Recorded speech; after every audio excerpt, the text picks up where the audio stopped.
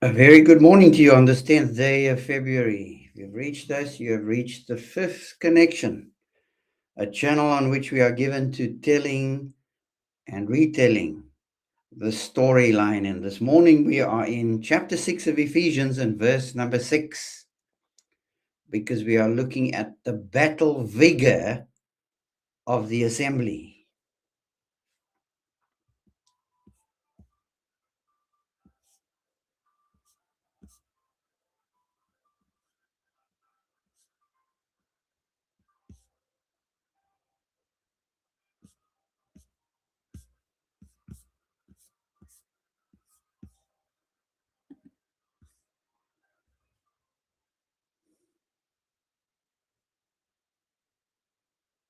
Battle readiness is what is required in order to live inside of what is really real, to be able to live according to the flow of reality, the rhymes and the rhythms of reality. And another way of saying that is the ebb and the flow of life. So often we get caught off guard. We get caught flying by the seat of our pants because we are so unaware of what battle readiness is all about. Well, in these verses, going from chapter 5 and verse number 15, or starting even in chapter 4, verse 1, Paul is preparing the assembly for what battle readiness looks like. And you don't get prepared for battle, you get prepared in the trenches of warfare. Because God calls you not onto a playground, but onto a battleground. But the weapons of our warfare are not fleshly. They are not carnal, but they are mighty to the pulling down of ideologies, of egregores, of branded ways of thinking, of cliched, not only speaking, but cliched thinking. Well, that happens in the context of the community. When you look at verse number 14 of this section of the scriptures, the writer is very clear that we are to stand. Paul says, "Stand therefore, having fastened on the belt of truth and having put on the breastplate of righteousness." Oh, we have wonderful visuals and stories that we tell children in Sunday school about the pieces of the armor. But what we are slow to realize is that this is a corporate battle. This is a corporate army. It's not individual army members fighting their battles on their own. The assembly is in view. In this case, a cyclical letter is sent to the churches in Asia Minor.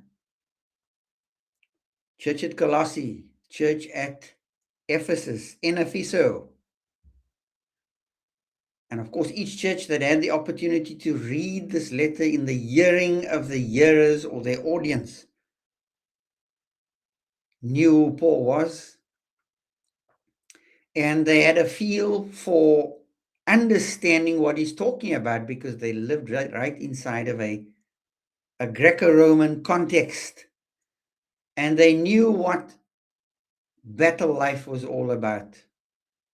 So when Paul uses the battle imagery, remember, he's talking about something very real to them because they are living inside of the imperial cult. It's called Rome. And the 6 aspects in this part of the story, going all the way from verse number 10 to verse number 20, the 6 aspects of battle dress have to do with aligning one's life. Listen to me very carefully. It has to do with aligning one's life with the Logos. What is the Logos? The Logos is divine speech. That's what it is. Who is the Logos? Jesus, John chapter 1, verse 1. In the beginning was the Word, and the Word was God, and the Word was with God. So one's life has to be aligned with the Logos, the ultimate structure of reality. That's what Logos is. The ultimate structure of reality. But God hasn't left us without the witness. Who is the incarnate structure of reality? How do we learn this stuff about the structure of reality? We look at Christ. He's the incarnate structure of what is really real. He's the God-man. God taking up human form, living a life of a man inside of a context that was really real, and stands as an example of what it means to live inside of the rhymes and the rhythms of reality. But you say, I still don't get it. Well, if you don't get it, let's go back to chapter 4. Because Paul is preparing believers from chapter 4 onwards for how battle readiness is achieved. It's achieved in the context of the believing community as they gather for an edification, infiltration modality, an edification for infiltration encounter with other believers. Because chapter 4, all the 31, 32 verses have to do with the believing community engaging, 33 verses actually, the believing community engaging with each other around the scriptures. Listen to how I'm saying that. Engaging with each other around the scriptures. That is the edificational modality. What is our primary edification modality today? It's a preacher who preaches. You get onto your soapbox and you pontificate. The last time I checked, preaching is the kerugma, which is the gospel message, the death of Christ and the resurrection of Christ, preached primarily to pagans. Preach the word, Paul says, in season and out of season. Preach the word when it's apropos and when it's not apropos. But the primary audience of the kerugma is unbelievers. That doesn't mean to say that death and resurrection doesn't have traction for believers. Of course it does. It's the part of the battle plan. But chapter 4 talks you through the edification modality. What does that edification modality look like? Well, in the first number of verses of chapter 4, and I'm revising now that sections that I spent a lot of time on in previous episodes, it starts out, the believing community starts out as a tall ordered hierarchy with the fivefold ministry deeply involved in the life of the community. Each of the fivefold gifts, the fivefold ministry, is edifying the body in a broadcast kind of model, a one-way monological model. The pastor, the prophet, the evangelist, and the teacher, the apostle, they are giving off the deposit to new believers, to brand new saints, and to young Christians. But then the text goes on to describe a second tier of development, which moves from a tall ordered hierarchy to a flat, disordered ecology. Because edification comes across very disorderly because people are interacting with each other. They are talking to one another. Of course, not in unison, but one at a time, explaining what they see in the biblical text. Because your opinion is as important as mine is, and you need to be given airtime to speak freely, so that you can think freely and have the scriptures, the logos, which rises out of the interaction around the scriptures, can infiltrate your mind and shape your thinking. It can structure your thinking so that the body can develop into a reordered, a live, reordered vitality, a reordered living thing. There you have order to disorder to reorder.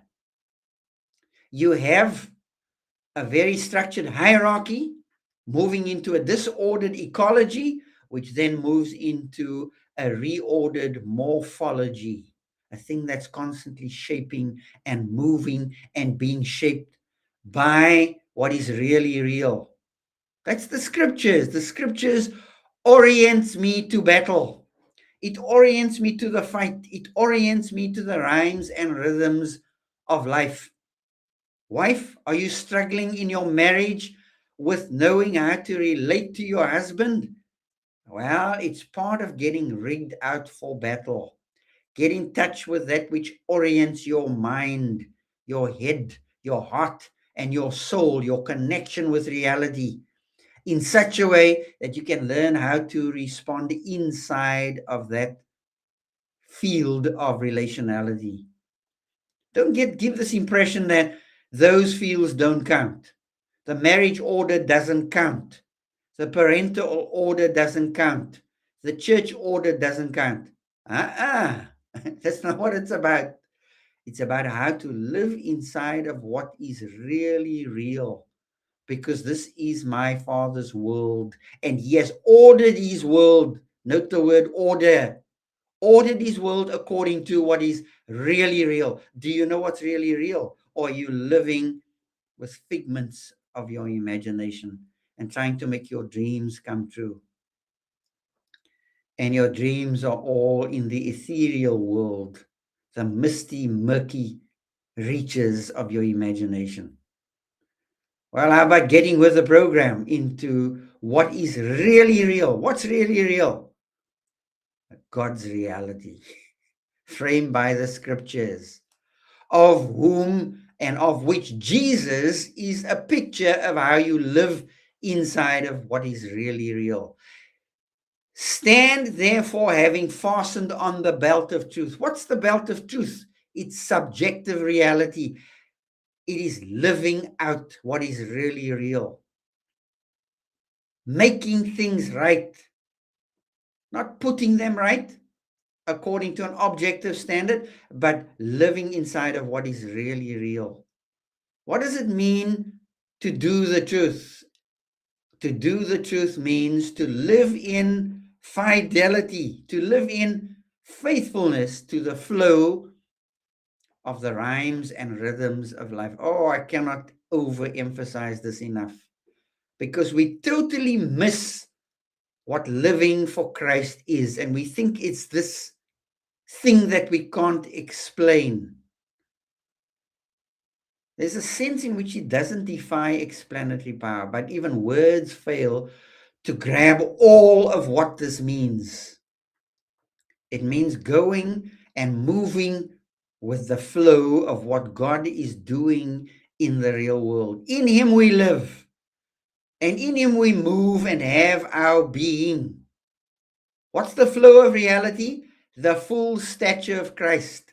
Verse 16 says, we are to engage in this modality of edification until we reach the full measure of the stature of Christ. What's the full stature of Christ?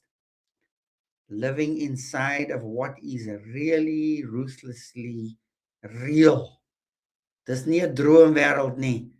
It is real. It's more real than breathing. And Christ has shown what more real than breathing looks like in what is really real. The pain, the joys, the challenges, the tears, the agony of what life throws. So chapter 4 tells you what reality looks like and what the measurement for what it really real is. It's the full stature of Christ. Put on Christ. Romans 13, verse number 12 to 14 says, put on a person, embrace a relationship with Him, embrace Him. That's what battle armor is all about. Having fastened on the belt of truth. We've only dealt with one piece. You have to join us next time Same time, same place, on this channel, where we talk you through the storyline of the scriptures. I don't know what you're going to face today as you go into your reality, but you're going to face what is ruthlessly real. Are you prepared for it? Face it with all the vim and vuma you have because of who you are and whose you are. He has equipped you and he is equipping you for that fight, whatever it is, in your marriage, in your parenting style, in your relating to your fellow human beings. I trust that as you go into this day, you will go with God with a preparation, having donned the dress for war, the battle pieces. And the first one is the belt of truth. Putting on that belt of truth means I am willing to face living in fidelity to the flow of reality of this 10th day of February. Are you ready for that? Let's go with God. Let's face what is really real as it comes to us. Trust that you and enjoy the Lord as you go with him. Goodbye for now.